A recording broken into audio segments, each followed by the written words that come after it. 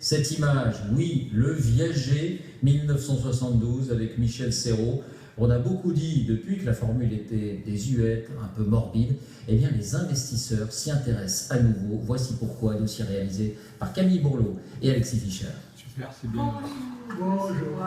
Ce jour-là, Joseph Boix, 78 ans, accueille une visiteuse un peu spéciale. Voilà, vous êtes chez moi. Voilà la salle à manger, le salon, la cuisine. Et puis, quand je dis chez moi, sinon c'était chez moi. Car la nouvelle propriétaire, c'est elle, Dominique Demange. Il y a 3 mois, elle lui a acheté sa maison en Viager. Mais elle ne pourra s'y installer qu'au décès du septuagénaire. Le principe du Viager est simple. Lors de la vente, l'acheteur verse une première somme d'argent, le bouquet. Puis il s'engage à payer une rente mensuelle, et ce, même si le vendeur s'installe en maison de retraite. Ce n'est qu'au décès de ce dernier ou à son départ du logement que l'acheteur pourra y habiter. Dans le cas de Joseph Boix, le bouquet s'élève à 33 000 €, sa rente mensuelle à 400 €, une rentrée d'argent inespérée. Je vais partir en croisière. Le mois dernier, je me suis acheté la télévision. Le mois d'avant, je me suis acheté un costume.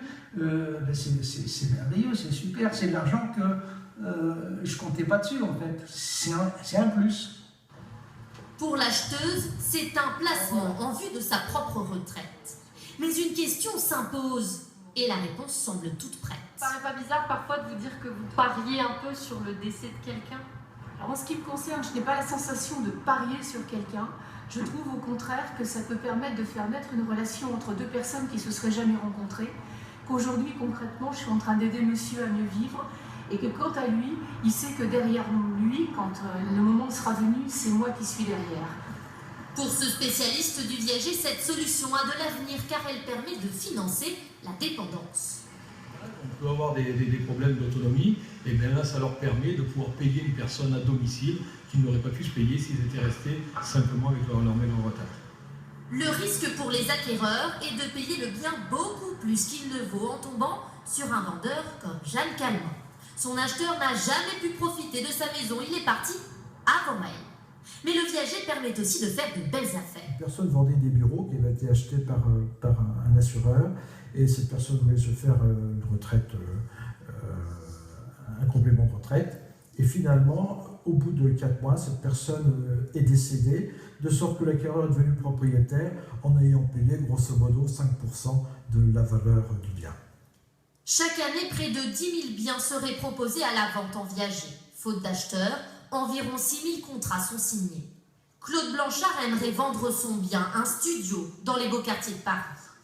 Mais on ne se presse pas au portillon. Ce jour-là, c'est sa première visite en 2 mois.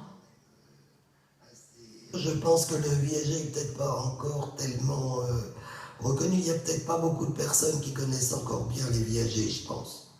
Elle pourra peut-être vendre son bien à la Caisse des dépôts qui vient de lancer un programme d'achat de 400 logements en Viager. Objectif, relancer le marché et doper les revenus des retraités.